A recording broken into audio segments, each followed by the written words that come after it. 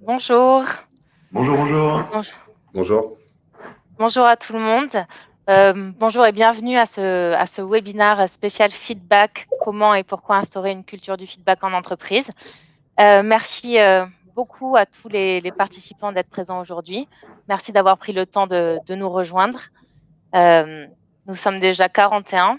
C'est super. Donc l'idée, on va attendre 1 ou 2 minutes, le temps vraiment de laisser le temps à tout le monde de, de se connecter tranquillement pour qu'on puisse commencer les présentations, si Il vous y ne nous a, connaissez pas déjà. ouais, vous nous entendez bien. Il y a une quatrième personne qui est là, mais vous ne voyez pas, qui est Andrea, qui est en back-office. Donc, si vous avez des problèmes pour nous voir ou pour nous entendre, dites-le sur le chat, elle essaiera de trouver des solutions. Mais de toute façon, le webinaire sera enregistré. Il y aura un replay disponible. Mm. On attend quelques instants. Peut-être qu'en attendant, je peux rapidement vous rappeler donc concernant la logistique pour aujourd'hui. Donc c'est un webinaire qui sera donc enregistré et va durer 45 minutes. Donc, 15 minutes de présentation pour nos deux intervenants, puis 15 minutes de questions-réponses, au cours desquelles du coup on pourra échanger sur les questions que vous pourrez déposer tout au long du webinaire sur le chat. Également, vous remarquerez que vous avez un onglet sondage en haut à droite de votre écran. 3 petites questions auxquelles vous pouvez répondre tout au long de l'intervention de nos intervenants. Et nous pourrons commenter ces résultats en fin de webinaire. On va attendre une minute encore, peut-être. 60. Alors, c'est un sujet qui a eu beaucoup de succès, hein. Il y a eu beaucoup d'inscrits. On a battu des records, hein. Ouais, c'est un sujet qui est très pertinent par rapport à ce qui se passe actuellement dans toutes les Ouais. entreprises, de toutes les structures, Mm. de tous les types d'organisations.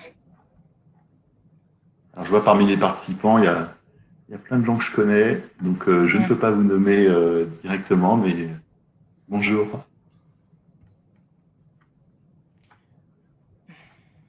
On va démarrer. Très bien. Donc oui, donc pour rappel, donc c'est un webinaire spécial feedback, comment et pourquoi instaurer à l'heure actuelle une culture du feedback en entreprise. Donc bienvenue bien sûr, à nos deux intervenants qui sont deux figures de la tech et de la HR tech. Donc bonjour à vous, Philippe Pinault et Stéphane Waller. Je vous laisse vous présenter, Philippe. Oui, bonjour à tous. Merci Ombline. Je suis Philippe Pinault, je suis cofondateur de l'entreprise Talkspirit. Nous sommes un acteur maintenant historique de ce marché des réseaux sociaux d'entreprise qui a aussi évolué en plateforme de travail collaborative. Et nous opérons aujourd'hui en France et à l'international pour des clients PME, mais voilà, sur des enjeux de communication interne, de circulation d'informations, de travail collaboratif et avec voilà, un usage feedback que je viendrai présenter dans cette intervention. Merci. Moi, je suis Stéphane Valère et je suis un des cofondateurs de Blixo. Et 20 ans plus tôt, j'avais fondé une entreprise qui s'appelle Meltis. Et effectivement, le sujet du feedback, c'est un sujet qui m'intéresse beaucoup. Et avec Blixo, on essaie de changer les choses, d'accompagner ces changements en France et sur maintenant 3 continents. On n'est pas encore en Australie et pas encore en Afrique, mais on est en Asie, en Amérique et partout en Europe. C'est un plaisir de recevoir aujourd'hui Philippe sur ce sujet. Merci. Et je me présente pour ma part. Donc moi, je suis Ombeline Groult, chargée de communication et partenariat au sein de Blixo. Donc oui, donc le sujet aujourd'hui, comment et pourquoi instaurer un feedback en entreprise. Je pense que nous avons tous conscience que c'est un sujet particulièrement important à l'heure actuelle. La compréhension et la gestion du comportement humain est capitale à l'heure où les entreprises sont confrontées à de grosses évolutions dans leur mode de management. Donc dans un premier temps, Stéphane va nous donner toute sa vision experte sur le sujet, puis Philippe prendra la parole. Ok, donc je vais partager mon écran, je vous demande une seconde.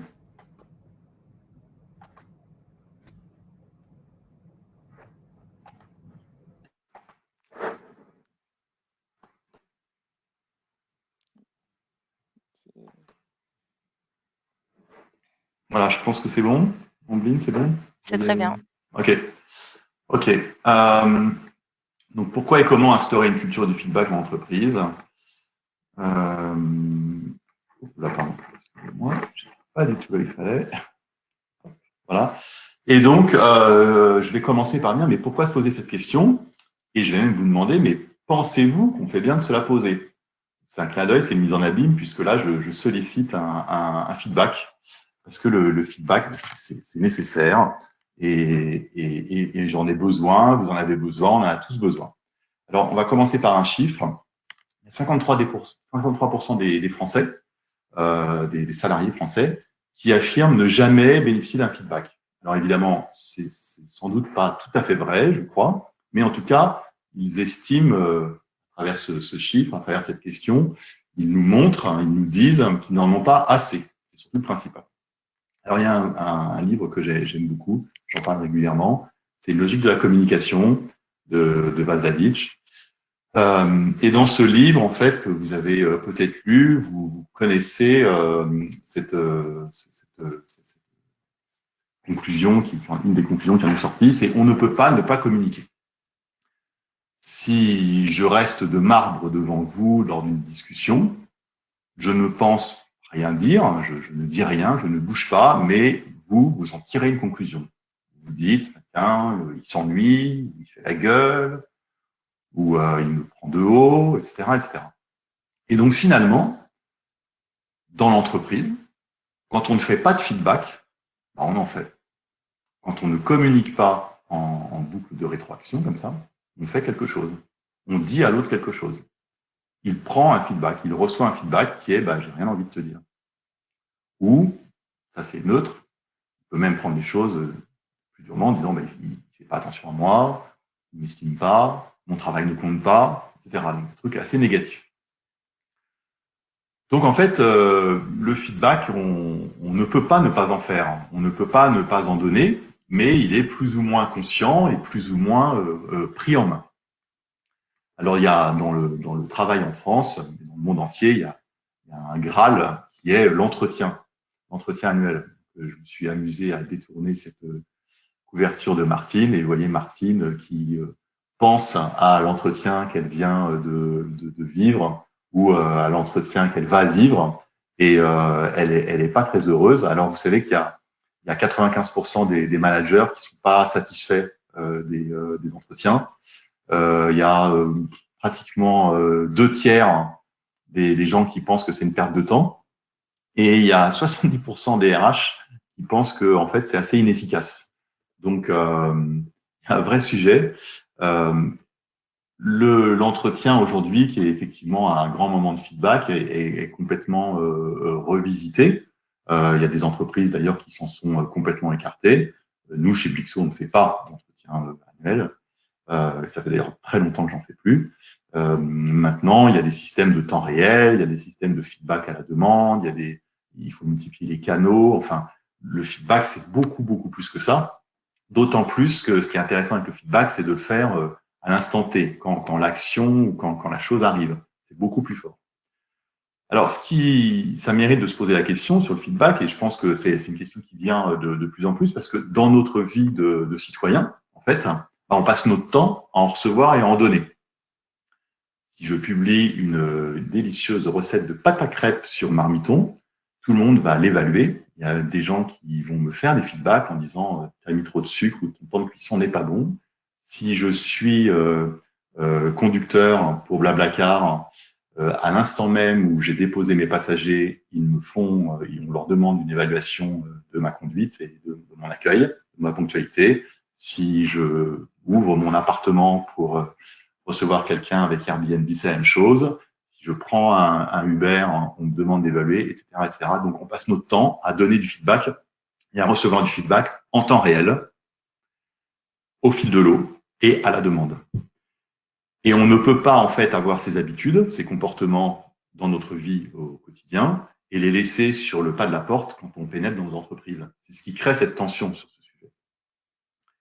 Alors, il y a autre chose, c'est que on a tous la chance d'avoir un super cerveau.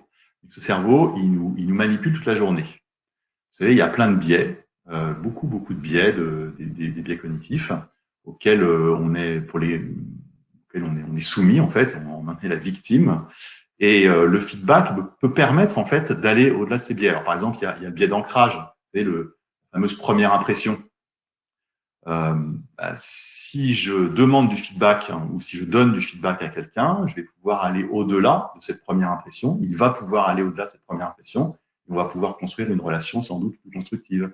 Le biais de complaisance, qui est de toujours croire que les réussites, c'est grâce à moi, les échecs, c'est à cause des autres.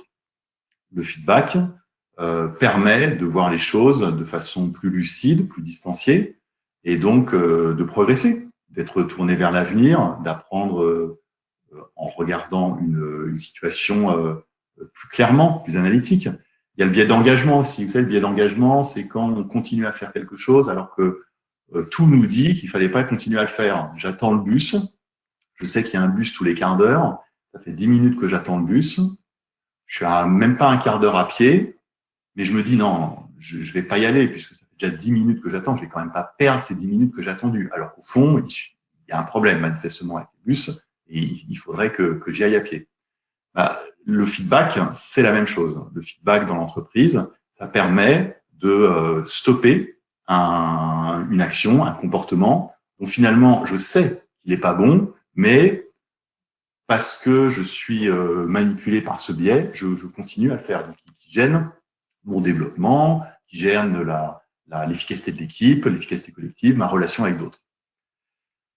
Une autre raison pour laquelle le feedback, c'est absolument essentiel, c'est qu'il n'y a pas qu'une seule réalité. Chacun sa réalité. Alors, vous connaissez peut-être ces statuts de Julian Voss.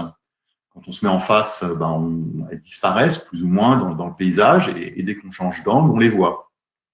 C'est la même chose avec l'entreprise, dans le travail. On ne voit pas les choses de la même façon selon le point de vue. Je pourrais vous montrer aussi cet exemple que j'aime beaucoup. Donc, cette statue de Modigliani.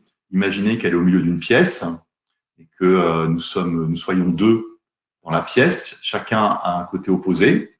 Moi, ce que je vois, c'est l'image de gauche, un vulgaire bloc de pierre. Et vous, en face, vous voyez un chef-d'œuvre. Et si on discute de ce qu'on voit, on ne peut pas s'entendre, on ne peut pas comprendre, on ne peut pas y arriver. C'est impossible. Donc, il faut, à un moment, se faire du feedback, en disant « je ne comprends pas ta réaction, je ne comprends pas pourquoi tu vois ça ». Et petit à petit, ça va nous permettre de comprendre qu'il faudrait peut-être changer de point de vue et qu'en se rapprochant, on voit la même chose. Un autre point qui me paraît très important, qui me tient beaucoup à cœur, c'est la place du manager. Alors, Philippe et moi, on est dans la tech et on apporte des solutions tech à nos clients. Et aujourd'hui, toutes les entreprises ont compris que la tech était effectivement un vrai plus, mais ça bouleverse beaucoup de choses. Et entre autres, ça bouleverse le rôle des managers. Avant, avant un manager, moi, quand j'ai commencé à travailler, le manager, c'est celui qui avait l'information. Maintenant, l'information, avec la tech, elle est partout dans l'entreprise. Le manager, c'est celui qui me donnait du feedback une fois par an pour ce fameux entretien. Et donc, je voulais absolument qu'il me donne un bon feedback parce que je savais quand même que j'allais pouvoir avoir peut-être de la promotion, de la rémunération, même si évidemment c'est pas le cas, mais voilà. Donc, il avait le feedback. Le manager, c'était un passage obligé pour pouvoir parler à un N+1, à un N+2 ou quelqu'un transversal dans l'entreprise. Maintenant, c'est plus le cas avec la tech. On a accès à tout le monde. Le manager, c'est lui qui me donnait du travail. C'est lui qui évaluait mon travail. C'est lui qui décidait de ma visibilité, qui décidait de m'exposer à une réunion ou pas une réunion. Maintenant, avec la tech, c'est plus du tout comme ça. Et donc, finalement, le rôle du manager est bouleversé. Il n'a plus finalement de raison d'être par rapport à tous ces critères. Ils sont des critères qui sont assez ancrés. Et donc, une de ces raisons d'être absolument passionnante et intéressante, c'est justement le feedback bienveillant et de développement au fil de l'eau. Donc ça, c'est vraiment formidable. Donc finalement, le feedback, c'est un truc assez formidable qui est, alors c'est là où on voit que je suis un peu vieux, c'est que j'ai des exemples qui sont très datés, mais mini-mire, mini-prix qui fait le maximum. Le feedback, c'est un peu la même chose, ça coûte pas très cher et ça fait beaucoup de choses. Ça permet de développer la performance dans l'entreprise, ça permet d'aider les gens à se développer, ça permet de faire de la régulation, d'améliorer le fonctionnement des équipes, etc., etc., etc. Et donc, plus on en fait, mieux on se porte, s'il est bien fait. Vous connaissez sans doute la fenêtre de Johari. Donc, vous avez cette grille, en fait. Cette grille, c'est ce que je sais de moi et ce que je sais des autres, ce que les autres savent de moi et c'est ce que les autres savent d'eux-mêmes. Et en fait, il y a 4 zones. Donc, il y a la zone aveugle, c'est-à-dire que les autres savent quelque chose de moi et moi, j'en ai pas connaissance. La zone cachée, c'est que moi, je sais des choses sur moi et les autres ne le savent pas. La zone inconnue, si ni les autres ni moi, on sait quelque chose. Et la zone publique, c'est que c'est ce que les autres et moi connaissons de moi. Et ce que les chercheurs qui ont développé la fenêtre de Johari appellent l'agora. En fait, cette zone publique, le but, c'est de l'étendre le plus possible, parce qu'il est vraiment prouvé que plus cette zone est étendue, plus cette fenêtre est étendue, et plus le fonctionnement est bon et sain pour un duo ou pour une équipe. Et le feedback, en fait, est un outil extraordinaire pour développer cette fenêtre. Donc en fait, c'est pas compliqué. Il faut que vous arriviez dans vos entreprises à instaurer cette culture du feedback et à la développer. Mais c'est pas forcément évident. Et comme je ne peux pas faire une présentation sans mettre un petit chaton, je mets le petit chaton désespéré, car j'espère que ce n'est pas votre cas. Ne soyez pas désespérés. En fait, alors c'était pas le cas de tous ces gens-là avec qui on travaille, mais la tâche pouvait paraître parfois un petit peu compliquée. Et en fait, c'est pas si compliqué, surtout avec un outil comme on a avec Blixo. Donc très rapidement, en fait, le feedback, ce qu'il faut se dire, c'est qu'il est déjà là. En fait, les entreprises, tout le monde fait du feedback, mais on n'en fait pas assez et on ne fait pas assez bien. On est encore sur des réflexes datés. Et donc, il faut la faire évoluer et la faire grandir. Donc finalement, l'arroser et lui mettre un tuteur. Nous, on a 3 solutions qui sont assez simples à mettre en œuvre.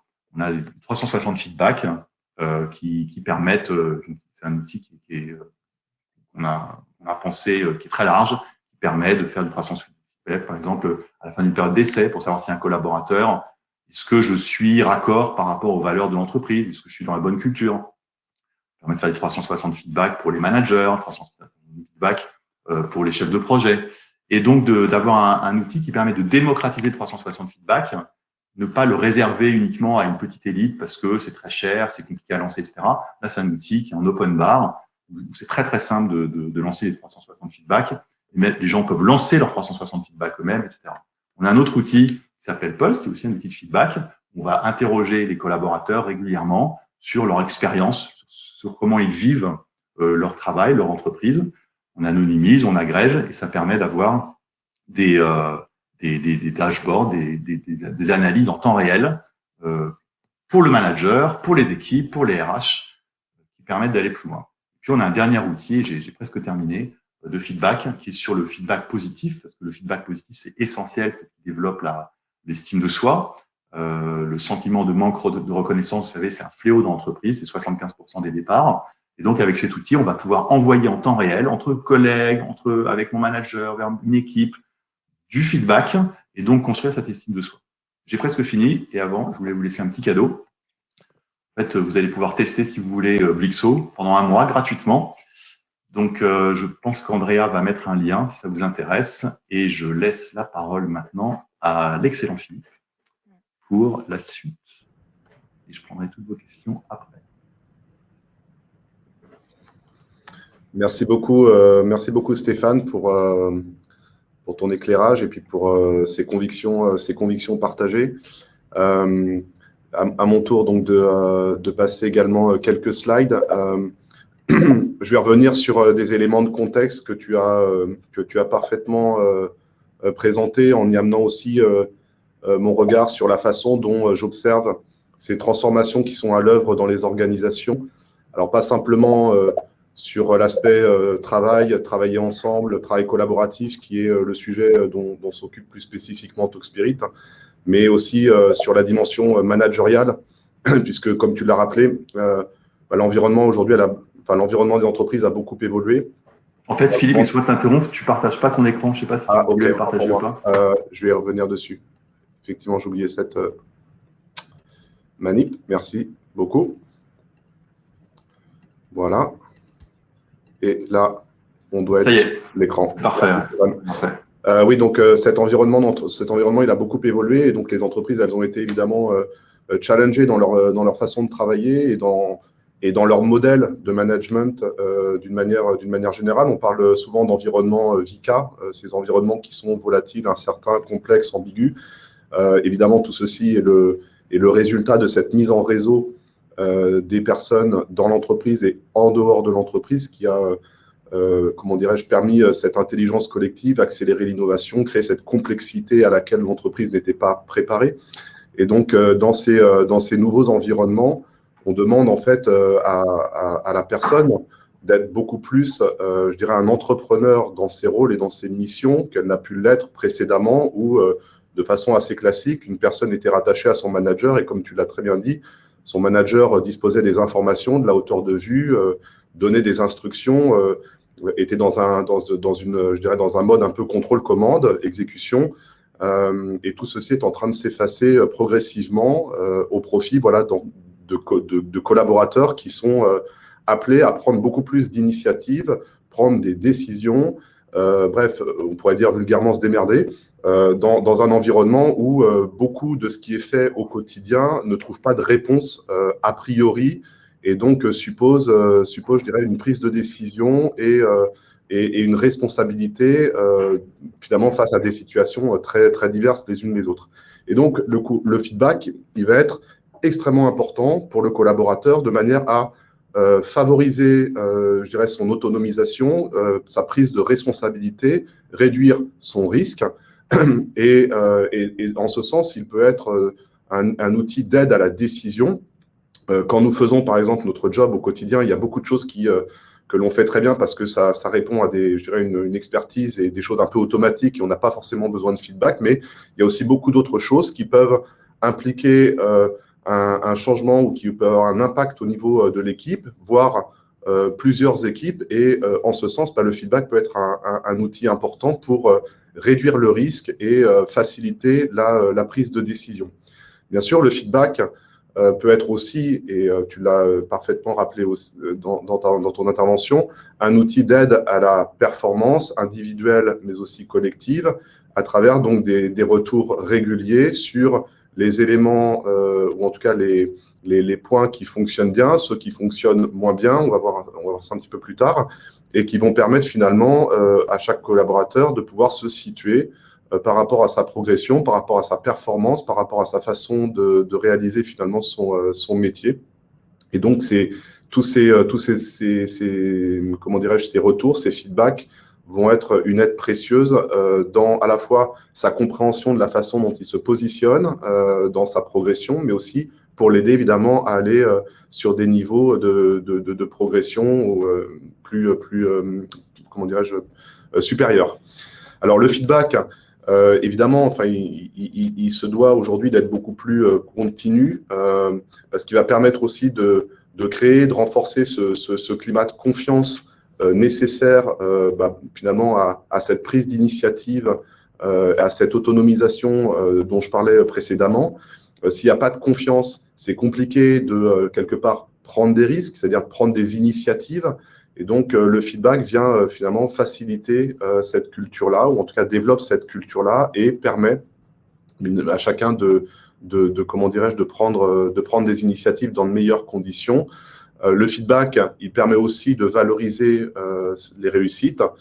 C'est un outil donc important de reconnaissance qui, comme tu l'as aussi rappelé, permet d'inscrire plus dans la durée finalement chacun dans l'entreprise.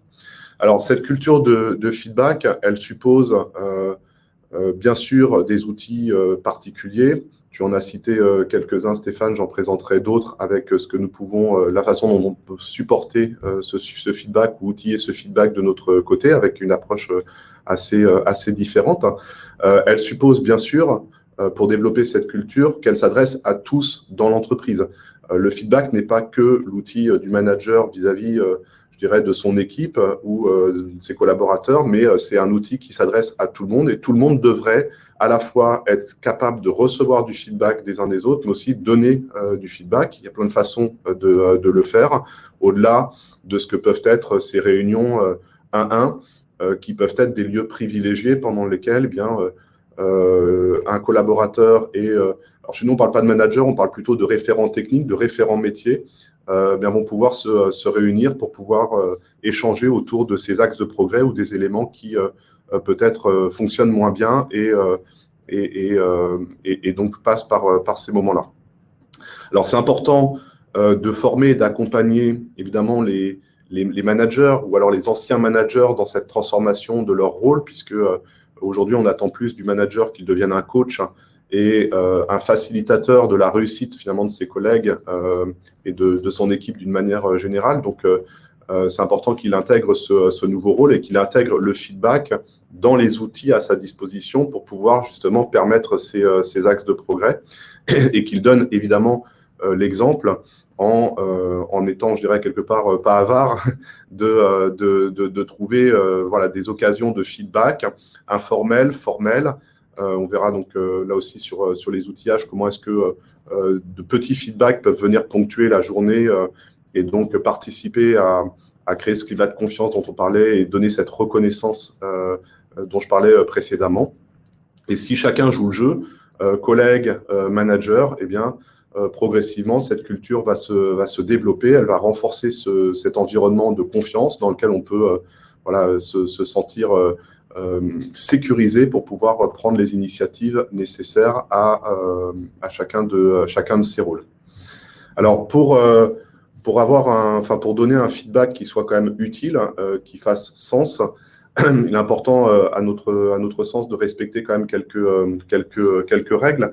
En particulier, les éléments qui sont décrits dans cette diapositive sont tirés d'un livre qui, je trouve, est intéressant sur cette question-là, qui s'appelle Radical Candor, et qui explique en fait comment en fait développer cette culture de feedback et comment donner un bon feedback je dirais dans le quotidien. Et l'auteur explique en particulier que pour pouvoir donner un feedback qui ait de l'impact, qui soit utile, il faut à la fois créer un environnement de confiance et de bienveillance dans lequel chacun va pouvoir recevoir, mais aussi donner ce feedback-là. Et on va créer cette bienveillance et cette confiance en s'intéressant de façon particulière, de façon humaine, de façon personnelle à chacun dans l'entreprise.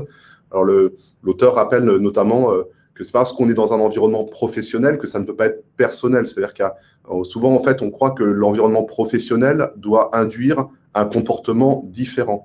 Il y a plein d'auteurs aujourd'hui qui nous disent non, l'entreprise, ça doit être aussi un lieu dans lequel on s'exprime en tant que personne et on doit pouvoir être soi-même dans l'entreprise parce qu'on est dans un environnement professionnel que ça devrait impliquer de nous d'avoir des attitudes ou des comportements qui sont différents de ce que nous sommes comment dirais-je concrètement dans la vie en dehors de l'entreprise. Donc l'auteur en fait explique que pour avoir un feedback qui soit pertinent, il est important de créer ce climat de bienveillance et donc cette relation personnelle aux uns aux autres, mais aussi d'avoir un feedback qui soit authentique, donc faut pas hésiter à challenger en fait les personnes à qui on veut donner du feedback. Il y a le plus, mais il y a aussi le moins. Il est important que le moins puisse être exprimé, notamment entre un manager par exemple et son collègue, parce que derrière peut-être la réception de quelque chose qui pourrait apparaître comme négatif, c'est une façon de permettre le progrès. Et il est important que ces éléments puissent être aussi transmis, mais toujours dans cette bienveillance et avec cette authenticité. Dans ce cas-là, le feedback peut être correctement reçu. Donc l'important aussi que ce feedback puisse être précis, qu'il puisse être régulier et qu'on évite de tomber dans de la critique qui pourrait être reçue de façon personnelle, donc de rester centré sur, bien évidemment, des éléments qui sont ceux de la mission et d'avoir à cœur dans le feedback que ce que l'on dit puisse être reçu comme un élément de progrès ou un élément de reconnaissance de ce qui a pu être effectué. Alors, le Talkspirit, je le disais en introduction, c'est une plateforme de communication, de partage d'informations, de collaboration, donc un outil qui est assez riche et qui permet aujourd'hui d'héberger le flux de travail des collègues, enfin d'une entreprise. Et il y a mille et une façons en fait de développer des feedbacks informels ou formels dans l'utilisation d'outils comme cela. Je vais commencer, pas forcément là dans l'ordre de la slide, mais par du feedback plutôt informel, qui peut être du feedback quotidien. Mais ce sont notamment les emojis ou tous les petits gifs qui sont une façon de venir reconnaître, encourager, donner de la reconnaissance. Vous voyez des petits cœurs, ce sont plein de petits signaux qui permettent finalement de passer de l'émotion et un encouragement et donc un feedback qui, je pense, est important en fait dans notre relation les uns aux autres au quotidien. Donc, c'est une première façon finalement de pouvoir transmettre du feedback, donc avec ces petites icônes. Le chat, évidemment, peut être un outil également important dans cette communication au quotidien et donc cette façon de solliciter un avis. J'en parlais au début de ma présentation, donc dans l'aide à la décision, demander du feedback, demander aux uns aux autres un avis par rapport à telle ou telle question. Eh bien, ça peut être fait évidemment de façon un peu formalisée sous la forme d'un sondage, mais également de façon assez directe et simplement par un échange sur un support comme le chat. Et puis, Talkspirit permet bien d'organiser au travers de réunions, de rituels, des visioconférences qui peut être le lieu de one-one entre un référent et son collègue ou au niveau d'une équipe pour pouvoir être cette fois-ci dans un partage un peu plus formalisé d'éléments de progrès. Et donc, si ce feedback est organisé de façon régulière, on aime bien l'idée de rituel dans la façon dont nous travaillons chez Talkspirit, parce que s'il n'y a pas de rituel, c'est difficile de pérenniser une pratique et donc de construire quelque chose qui puisse être tangible et avoir de l'impact. Donc, on a ces rituels qui peuvent être hebdomadaires ou mensuels, dans lesquels on peut trouver à travers la visioconférence et puis évidemment un support écrit de compte-rendu de réunion classique, l'occasion de pouvoir nourrir ce feedback et lui donner, le formaliser pour permettre donc de transmettre ces axes de progrès dans cette logique de performance individuelle de chacun dans l'entreprise.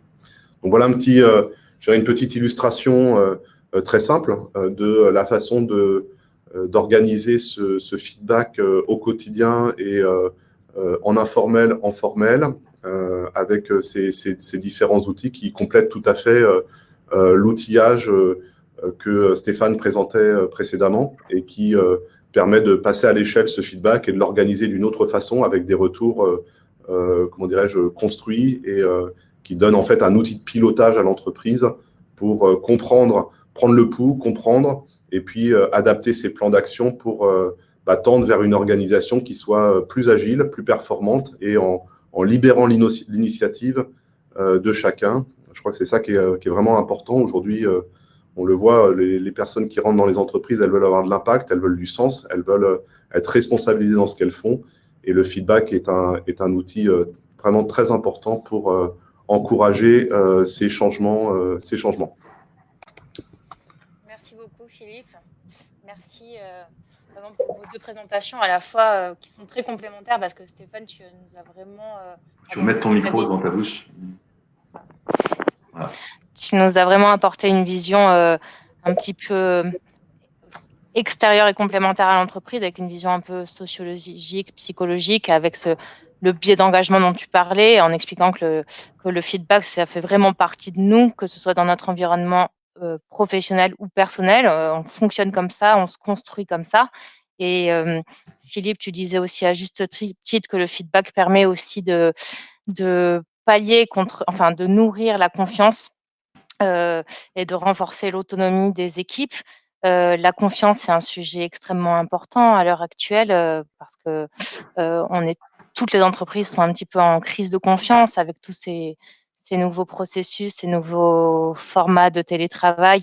C'est créer du lien et renforcer la confiance, c'est quelque chose de capital pour les mois à venir au sein des équipes. Donc, merci pour toutes ces explications. Et puis, oui, une fois, en fait, on comprend bien à travers ce que vous dites que le feedback doit s'appliquer dans la continuité, dans la positivité, même si, comme tu le disais, Philippe, le feedback ne peut ne pas être positif, enfin, peut avoir une tonalité négative, mais il faut qu'il soit quand même dit avec des formes et de la bienveillance pour qu'il soit bien compris, intégré et qu'il puisse être utilisé comme un vrai outil de développement. Donc, merci à vous pour toutes ces explications. Je vous propose, comme on n'a plus beaucoup de temps, de regarder les résultats du sondage Oui, puis on peut prendre des questions aussi. Qui sont appliquées. Est-ce que, Philippe, tu as accès aux résultats du sondage? Tu veux faire quelques commentaires par rapport à l'utilisation du feedback par nos participants au sein de leur entreprise? Alors, j'ai le questionnaire, mais je ne vois pas les. Il faut que tu répondes à une question pour pouvoir avoir les réponses. Ah, d'accord, ok. Donc, ok. On peut prendre en attendant des questions. Je suis en train de répondre moi-même aux questions. Ouais, ok. Laurence nous pose la question, peut-on faire un sondage et obtenir un résultat sous forme de pourcentage pour prendre une décision? Donc, c'est une question pour Philippe, ça, je pense. En fait. Alors, pardon. Donc, attends, puis on va prendre les questions directement. Ça, je pense que ça intéresse tout le monde. La question, c'est Laurence qui demande, et je pense que c'est pour toi, peut-on faire un sondage et obtenir un résultat sous forme de pourcentage? Oui, tout à fait. Donc, le sondage sur Talkspirit s'apparente à celui que vous pratiquez là actuellement sur Livestorm. Donc, c'est une succession de questions ouvertes, fermées, avec des choix multiples et donc la possibilité d'obtenir un résultat immédiat. Vraiment très similaire à ce que nous vivons ce que nous expérimentons avec la solution Livestorm. Là, il y a une question. C'est une question, c'est formidable. Elle est formidable cette question de Marjorie. Comment convaincre la direction de développer cette culture en refaisant votre CV et en changeant de boîte, si c'est vraiment trop dur. Mais c'est un vrai sujet, c'est que ça. En fait, il y a deux cultures. Il y a la culture qui part du haut et la culture qui part d'en bas, en fait. Et la direction, si elle est trop dure sur le sujet, vous pouvez. Alors, ça dépend de votre taille d'entreprise, mais moi, ce que je crois, c'est que il peut y avoir des initiatives locales qui sont performantes, où on voit qu'une équipe performe particulièrement bien. Je vous assure que ça va intéresser votre direction générale de voir que cette équipe qui a développé une culture exotique par rapport à la culture de l'entreprise, surperforme. Et il y a des chances que les chiffres, si les ventes augmentent, si la productivité augmente, ce soit une bonne idée pour les convaincre. Après, ce qu'il faut quand même, c'est beaucoup de pédagogie. Parce que y a des gens qui sont quand même très, je vais dire un truc tout bête, mais dans la comité de direction, c'est des gens qui ont quand même quelques années de vie dans l'entreprise, qui sont sur des vieux réflexes, sur des vieilles formations. Ils ont été formatés comme ça parce qu'ils ont appris ça à l'école, parce que leur manager leur a appris de travailler comme ça. Et c'est difficile de partir de ces sujets. Donc, il faut faire beaucoup, je pense, de pédagogie et leur faire rencontrer ou leur faire lire des avis qui sont différents des leurs, mais de personnes qui sont comme elles. Donc, des gens de leur âge, de leur univers, qui ont fait ce chemin du changement et ça va enlever beaucoup de blocages. C'est bien fonctionné. Philippe, je ne sais pas ce que tu en penses. Oui, je suis assez d'accord avec toi. L'entreprise, sont des individus, des équipes, et puis c'est l'entreprise tout entière représentée par sa direction générale et qui a évidemment un rôle important à jouer dans les transformations qu'elle peut initier ou qu'elle peut encourager ou sur lesquelles elle va participer. Comme tu le disais, les équipes dans lesquelles le feedback fonctionne bien sont généralement des équipes dans lesquelles les personnes à la fois performent mais se sentent bien, donc elles peuvent servir évidemment un petit peu de modèle dans leur pratique pour inspirer d'autres équipes. Maintenant, je pense qu'aujourd'hui, une direction, il faut qu'il y ait une conviction quand même à un moment que cet outil-là est un outil nécessaire. Et je reviens encore sur cette idée qu'il n'y a pas de vérité aujourd'hui, il n'y a pas de certitude, tout est complexe, tout est incertain. C'est impossible de fonctionner en 2021 sans être dans un échange permanent avec les uns, les autres, au sein de son équipe, mais aussi en verticalité dans l'entreprise. Et se priver de ça, c'est très, très dur, en fait, parce que on ne sait pas, en fait. On a beaucoup de choses à construire les uns avec les autres. Et donc, ce feedback, il ne peut être que naturel, je dirais, dans cette construction de ce que nous faisons. Donc, j'ai du mal à penser qu'il pourrait y avoir des managers encore quelque part qui ne comprennent pas cette situation-là, même si je sais aussi qu'on est dans un changement de paradigme, mais c'est toujours difficile dans le paradigme ancien de concevoir qu'il puisse y avoir d'autres façons de faire. En tout cas, une fois qu'on est dans le nouveau, on ne peut plus imaginer faire autrement que ce que nous avons, ce que nous faisons au quotidien. Et ce feedback tient une place très importante je pense, dans le quotidien aujourd'hui des entreprises agiles. Oui, je pense aussi, c'est tout à fait sûr. Je pense à une dernière idée pour vous aider à convaincre votre comité de direction. J'en reviens à ce que j'ai dit tout à l'heure sur une logique de la communication. C'est qu'en fait, ils font du feedback. En n'en faisant pas, ils en font et il n'est pas bon, en fait. Donc, en fait, c'est des Monsieur Jourdain qui font de la prose, mais c'est de la mauvaise prose. Et ça peut les titiller, ça.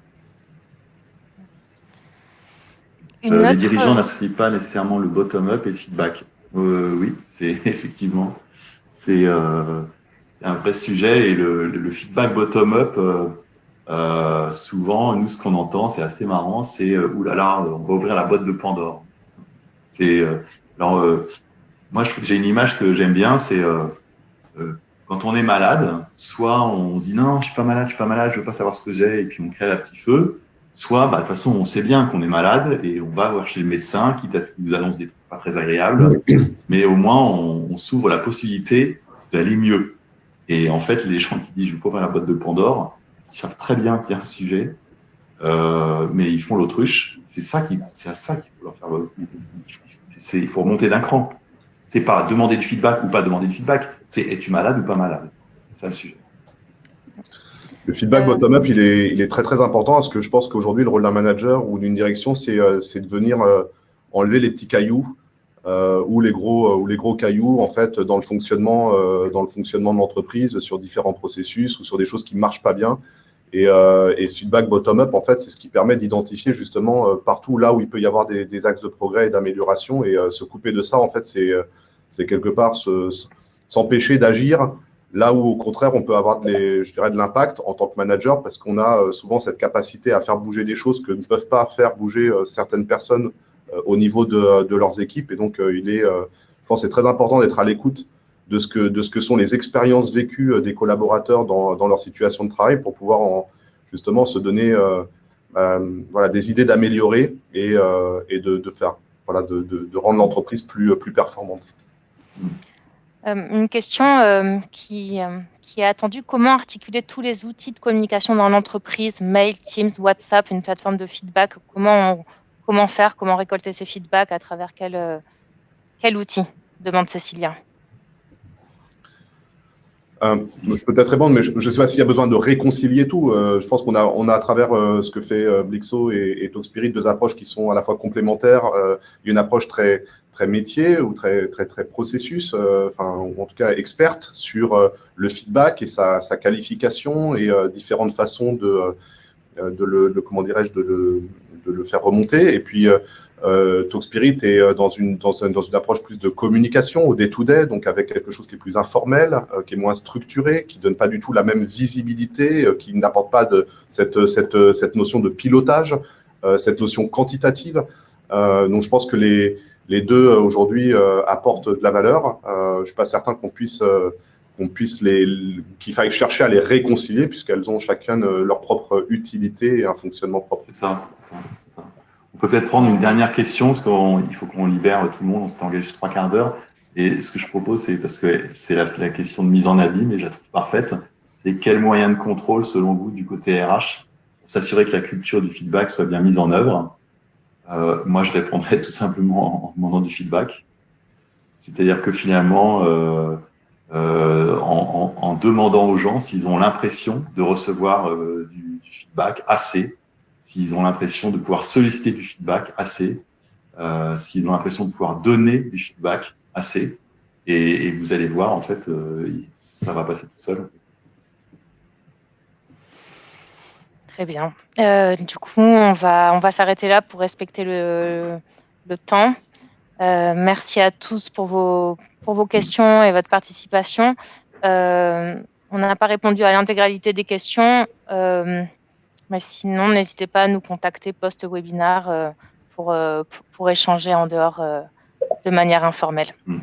Merci à tous pour votre présence aujourd'hui. Et puis, vous allez recevoir, merci bien sûr Philippe, merci Stéphane pour votre vision et votre partage de votre expertise. Et vous allez tous recevoir le replay aujourd'hui par mail.